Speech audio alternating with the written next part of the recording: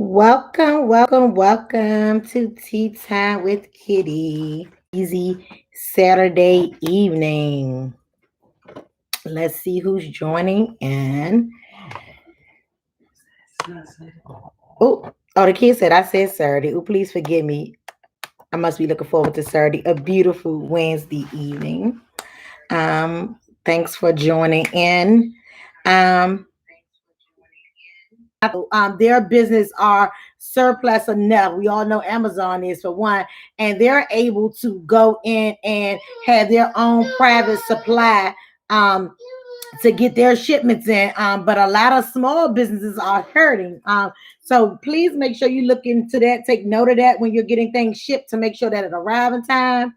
Um, I do want to say happy birthday to all the October babies. We're going to break them down individually, probably the next segment, but happy birthday to all of the. So I just thank God for the favor and the purpose that was on my life early on, that I was able to get out of a lot of situations that I got myself into. But all teenagers don't get that opportunity. Some teenagers, they end up with a hard head, end up with a hard tail, and a lot of things go on with that. So we're going to talk about that. We're going to talk about strategies. It may be some parents on here today who may have. First thing we're going to talk about is the situation with Six Flags. So I want to hear from my viewers. How many of you all had the opportunity to watch the video from Six Flags? I think this video went viral about 2 or 3 weeks ago, where the children were at Six Flags. They were fighting each other. They were jumping children, and they came into the parking lot and started vandalizing people's car. So I just want to hear from you first and foremost. If you've seen that video,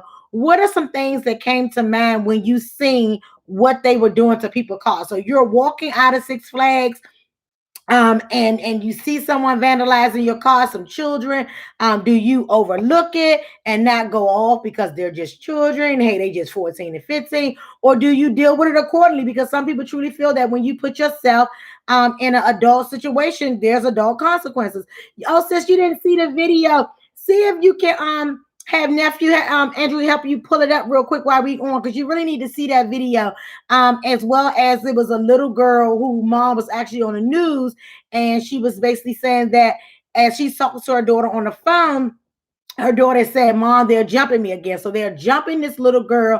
And that was just the most devastating piece, to be a parent on the phone and your child is being jumped, even if it was a gun or a knife or any of those types of things, and you're being a parent, wanting to be the protector of your child, and you can't help. So that's what was the two of the main things. A lot of different things had happened with that video, but those are the two things that I want to talk about. So again, hearing from parents, hearing from anyone on the line, even if you're not a parent, what was your take when you seen that video? How did that video affect you as a person?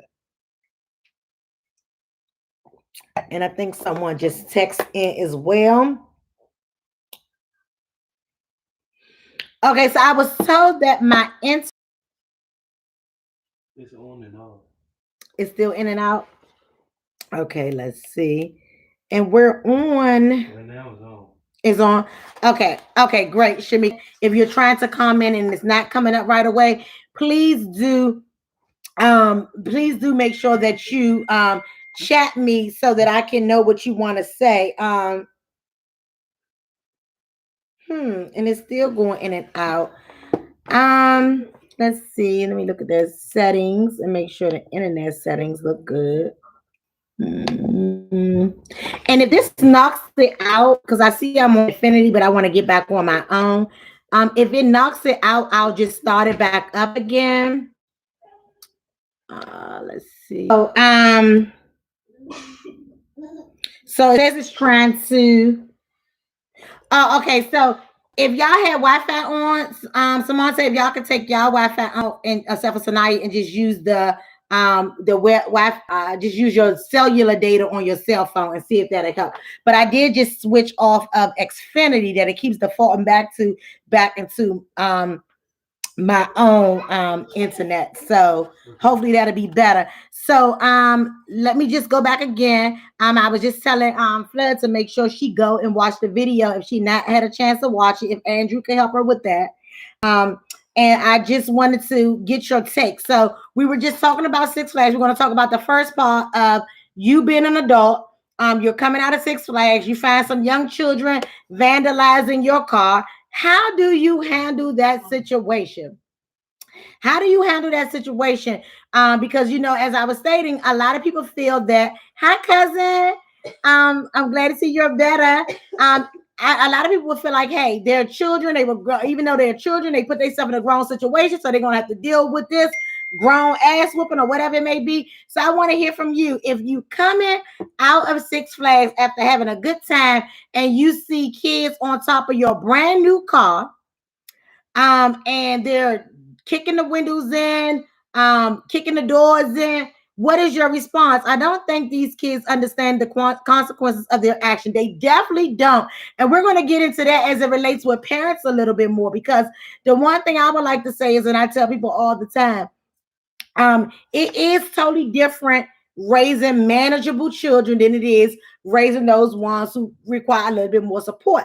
But I think the one thing that we as parents fail our children with is the fact that we don't accept and own who our children is. So meaning that if you know you have a child, and you know that they tend to not make the right choices, they tend to not make the right decisions, why would you let this child roam in society knowing that if they get with the right few other kids that this type of things happen? And the thing about it is, we as parents sometimes look the other way, but some of these kids are in our home.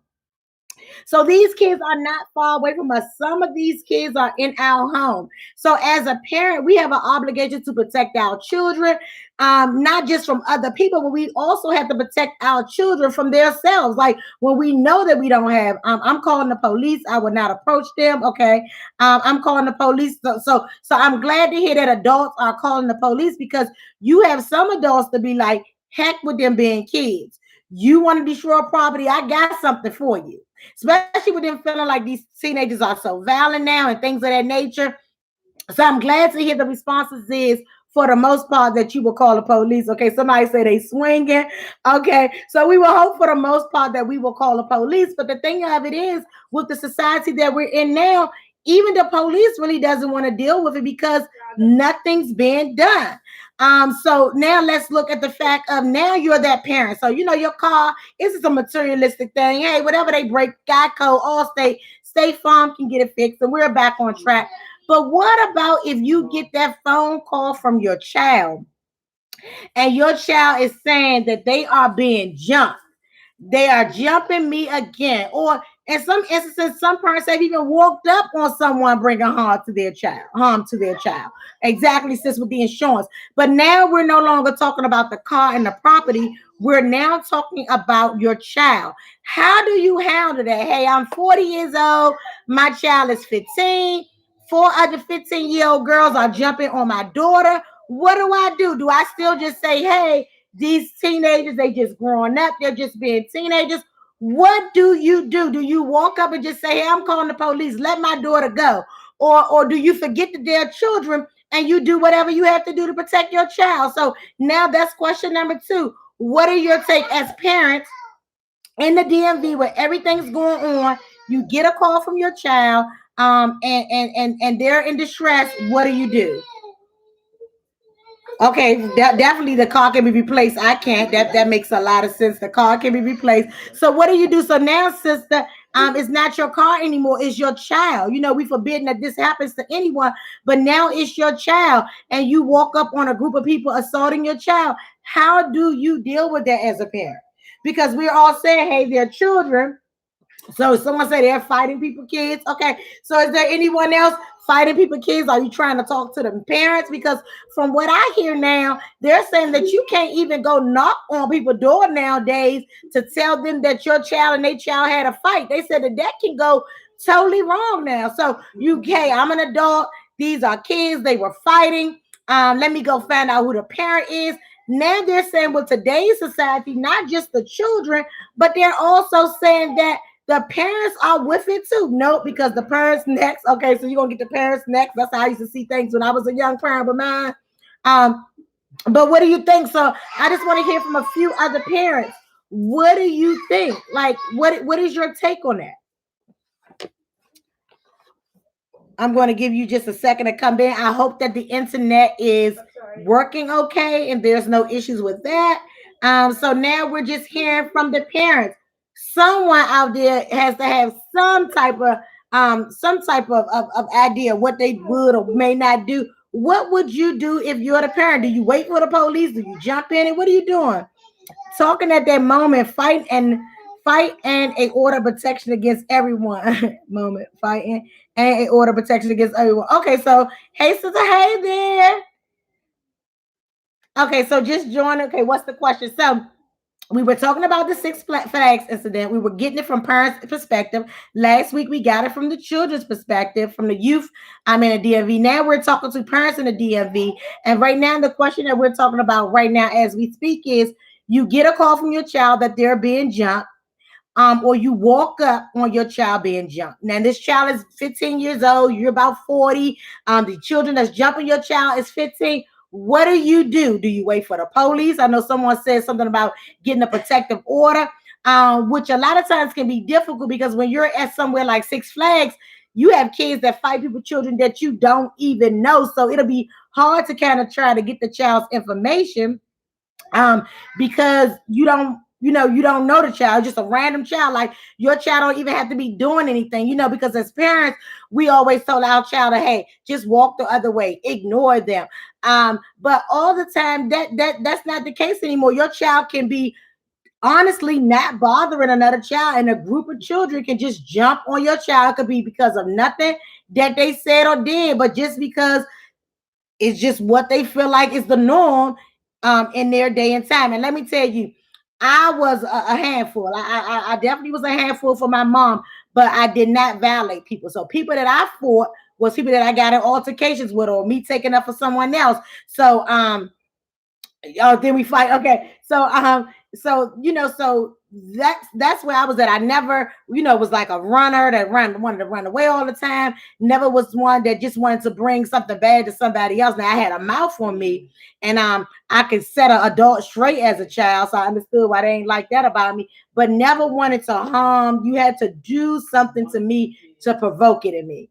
Well, if I could think before I react, then try to handle it differently, right? And that's the thing, because I'm in with my kids. I'm in with my kids because it's all in or nothing. Because these kids got weapons, and while you trying to get the police, somebody that whipped out a knife, and just so much, like, it should not happen. But these are the type of things that we have to be aware of. So I was watching a clip from a talk show. And if I'm not mistaken, I believe it was, yeah, these are some big 15-year-olds. If it just come on the scene, I'm pulling them off my chat. Definitely. They going on a t-shirt. Okay. Yeah. So with this type of stuff being said, so parents hearing that, you got some parents out here that'll go and get the police and do things what we would consider the right way. And you got some parents that's going straight postal. So knowing this, please make sure your children are not being followers. I know it's hard, but that's something I was probably the baddest child. I got suspended from school, but everything I did was because I wanted to. That I ain't following. No, I ain't cuss no teacher out because Kim and Kern jumped the teacher. No, I cussed the teacher out because I was mad at that teacher, and that teacher was going to get some Kevin Hart mother from me. Even though I was a child, I would treat him like an adult. So my thing is, couldn't nobody just say, hey, Parthenia, you want to go hook Mr. Neville's fifth period? Hell no, I ain't hooking with you. I hook when I'm ready. I just never been a follower. And I was a bad child, but never a follower. You couldn't get me to do anything. If my mind was made up and I wasn't doing it, I wasn't doing it. I ain't care who you was. Growing up around Parkland, my teenage years, most of the time I spent around connoisseurs. Everybody rolled up. You couldn't pay me to smoke a blunt. So just peer pressure with me. I was just too bullheaded. Just wasn't having it. Know that everything I did was because I wanted to do, good, bad, or indifferent. So let's see. I would not out myself in a child fight because when it hit, look, child is okay. So now you say you wouldn't helping a child, but you are a child. So now you can't say you wouldn't be in a child fight. I don't know what you're talking about, but so going back to what I was about to say. So I was listening to. Hold on, I had a message. Hold on one second. Okay, we have to fight because nowadays kids are disrespectful and will fight you. And my motherly instincts is protective over man. Yeah, because you can go up to school and just want to know who jumped your child, and there goes somebody popping off on you. So I'm telling you, parents, if you got to go into these schools, and I know this for a fact at Baloo, I know this for a fact at Woodson. When the families return to the scene, it's an all-out brawl. Matter of fact, Sutton had an all-out brawl. I don't know if Pookie was going there at the time or Ronita, but Sula had an all-out brawl where they had jumped these girls. So this would have been probably back in 2012, 2008. And they jumped this girl and she brought her whole family back. And the school was telling them they couldn't enter the building, but they entered anyway. And they was just fighting up and down Sula. Halls, blood was everywhere. The principal was it was 2007. Okay. The principal had to square up with somebody. So so be careful. Like, if you are just a person that doesn't like violence or confrontation at all, I would say call. Yeah, don't even go up there because this ain't even the times, unfortunately, where you can go up to the schools and talk about it. Okay. Okay, so you really don't have a choice because if you don't fight, that person gonna put you in a situation where you have to, right, and that's coming from a youth, so that's very important. Even if you don't want to fight, they are putting these kids, and let me tell you, don't trust staff all the time. Let me tell you, I did school security. I know I worked everywhere for my good government job. I did school security, and I also did bus attendant.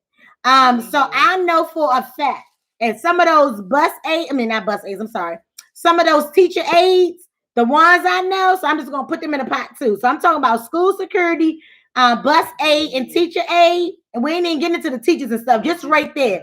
Let me let you know, some of those persons are very childish.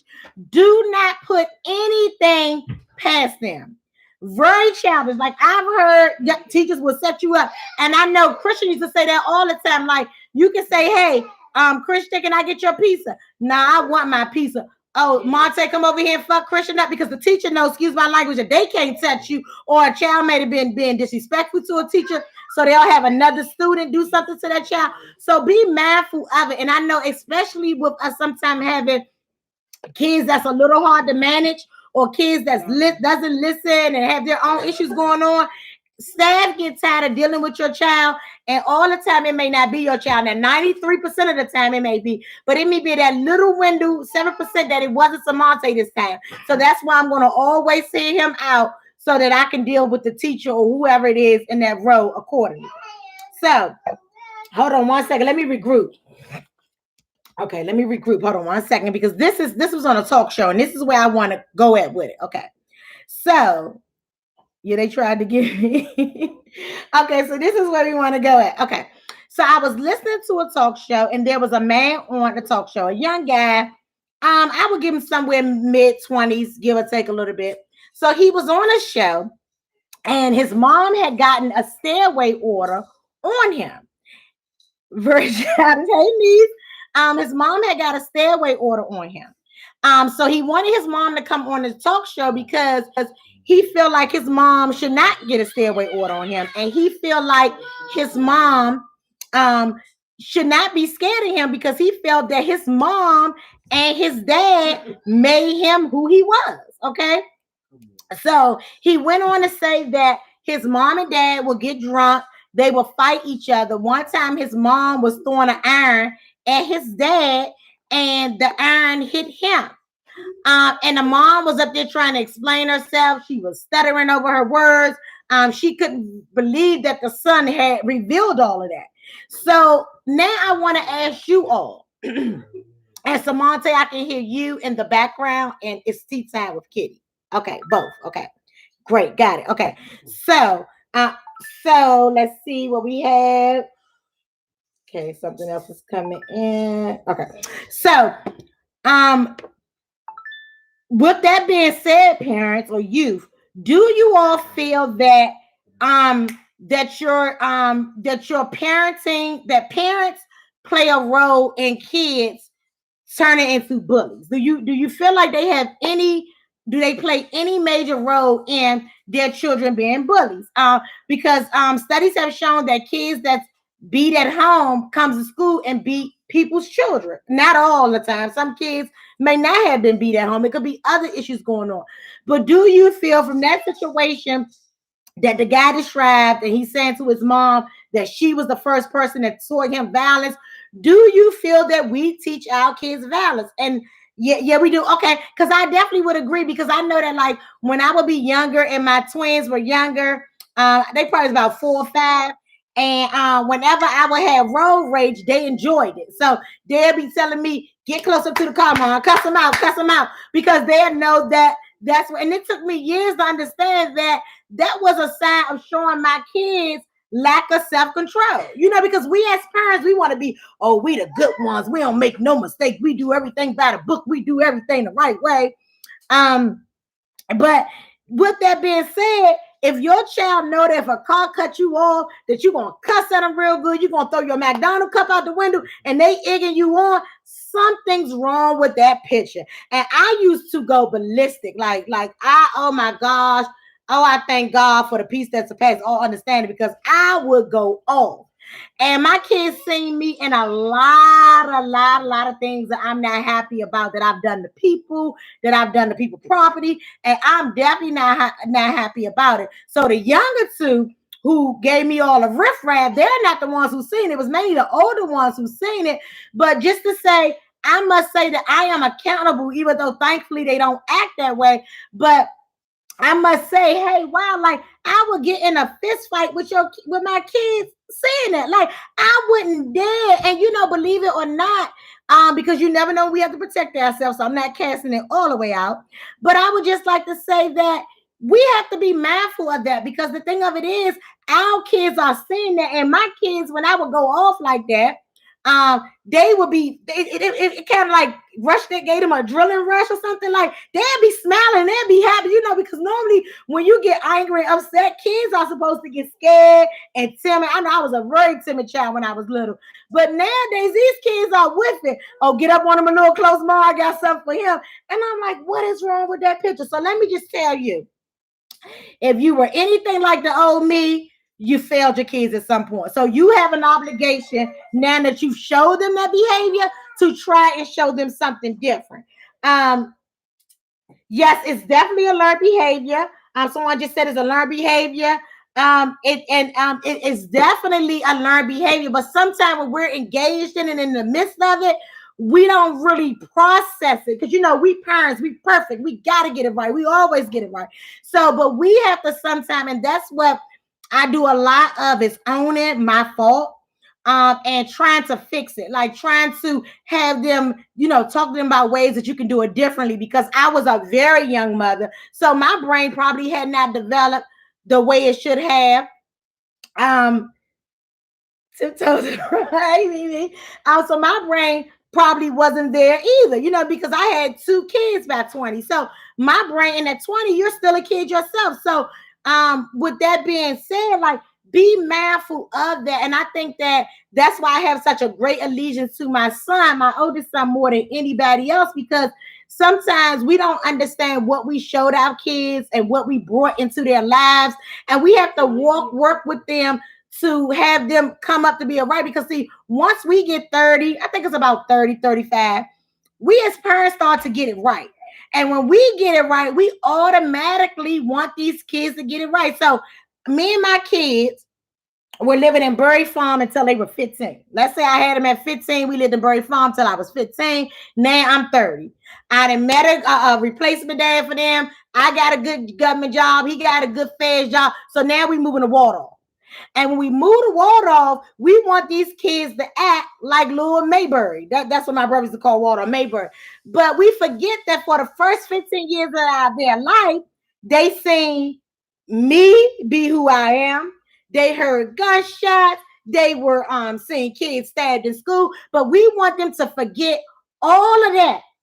And we want them to reprogram on day one, or something that it took us 30 days to do, 30 years, to do. We want them to do that as soon as their zip code change. Parents, if that's you, please stop. Please, please, please, please, please stop. Okay. So if that's you, please stop.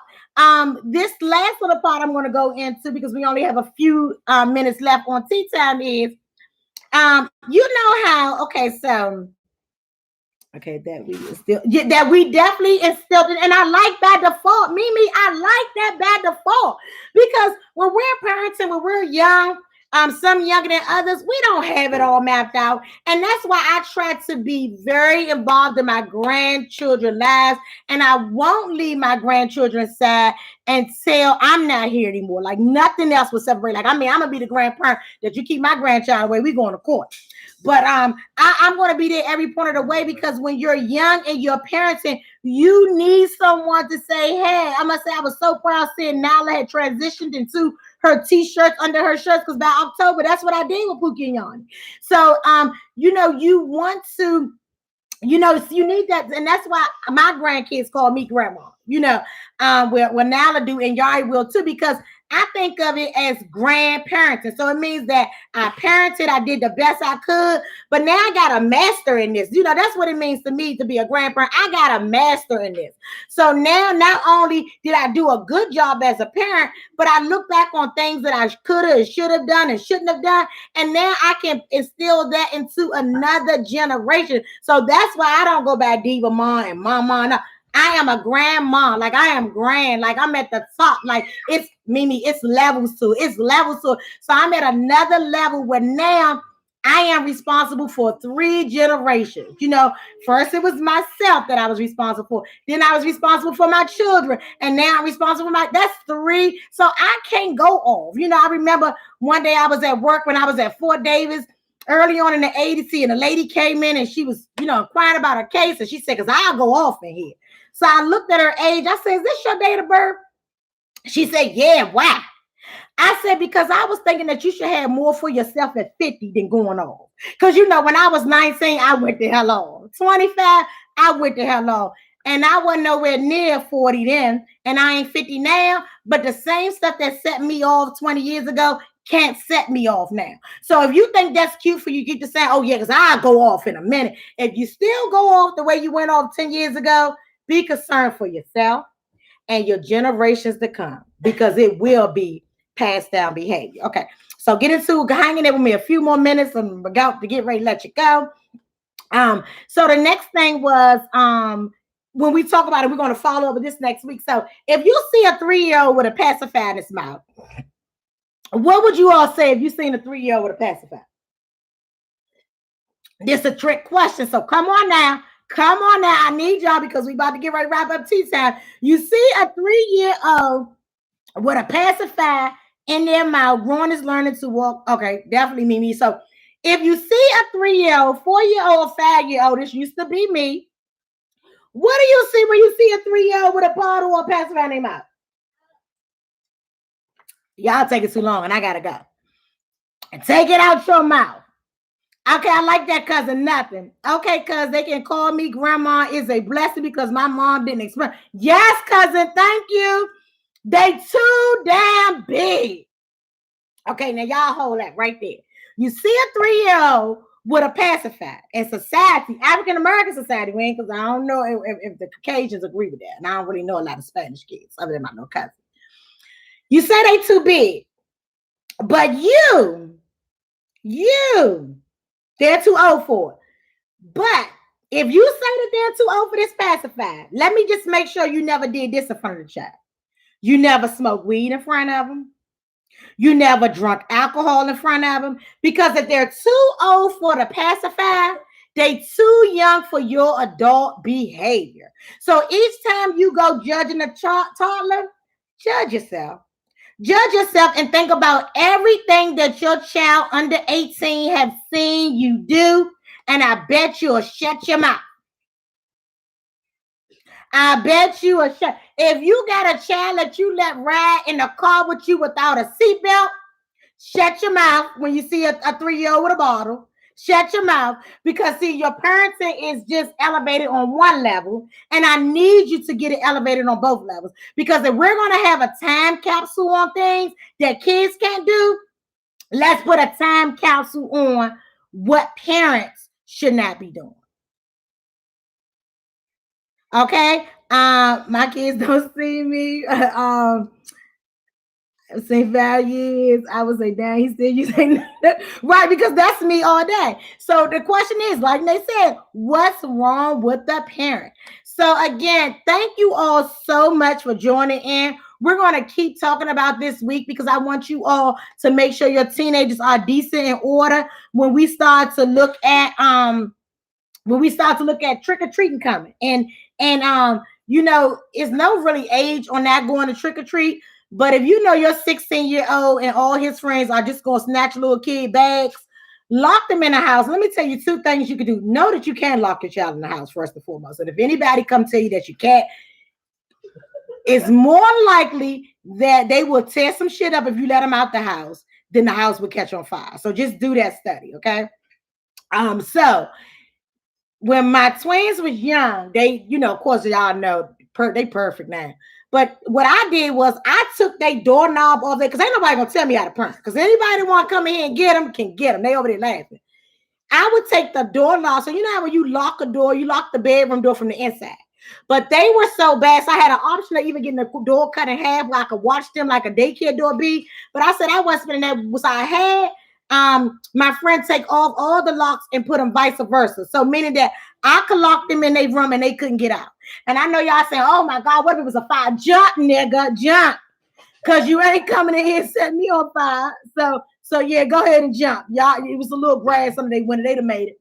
But so know that you do have more control over your kids than you think, even if it means suing Child and Family Services, DC Child and Family Services, Maryland, Virginia, even if it means doing those types of things. I had a door, and this wasn't because of the kids this time. I don't know how I ended up with that security door where it locked in the inside. And it was an emergency key, so it ain't like if it caught on fire, you had to do was go under the rug back then and get it when I lived in Suitland. But lock their asses in. Lock them in. I mean, I would rather lock them inside the house. And, even if their knees got burnt a little bit, they jump there, make it. Than to be out here hearing that my child had something to do with another child's life being taken, or my child being life being taken. So I know that we all say it's all these stipulations with parents and this. Let me tell y'all one more thing. And this is good because y'all know I'm going over. This is good. When I used to foster, I had this one of my favorites. And with Pookie and Ronita, as well as when I was fostering teen moms, and at the age of 16, everybody had to start scheduling their own appointments. So you make your own dentist appointment, doctor appointment. Now when I'm at the club, I'm sitting right beside you. But I always told my foster kids that, hey, when 21 come, them social workers and them GLs are not going to be here. You're going to have to figure it out. So let's start learning. So I set up my own curriculum where where I taught them the process. So one of them called the GAL. Like, I ain't making my doctor appointment, I'm calling my GAL, God him and light him, just in case somebody know what that meant. So the GAL asked to speak to me, and I start off nice. I know I like to start off nice, right? So she said, yes, I ain't gonna say her name, said that you told her that she needs to make her doctor's appointment. And I just want to let you know that that's your job. And I like when I get to check a white person, right? I said, what you say, you on your way to get your client? Oh, no, Miss Hurst. What I was saying was, I just wanted to know if you knew that I said, the only thing you running in 2230 is your client. See, I bought this at 27 and never missed a payment. So what you can come and do is get your client. Because the reason why I started fostering, because I worked in group homes for 13 years and I seen what kids did and did not get. Okay. And my history shows that when the kid's 21, you ain't no longer on the clock. You ain't coming back. Okay. So the only thing you can tell me is not what I'm going to do, but you can come and get your client and I will understand. Let's just say that next day, me and that child sat down and scheduled all her doctor's appointments. So again, thank you all so much for sipping with a system. I look forward to my therapy session with you each and every Wednesday. And right back here next week, we'll be following up. So if you have some ideas or some suggestions, please feel free to get those things out to me that you want to share, some things that you may not be comfortable with sharing. You can always send me a text and I'll share it for you, and no one will have to know that it's you. So until next time, thank you so much for sipping with a sister.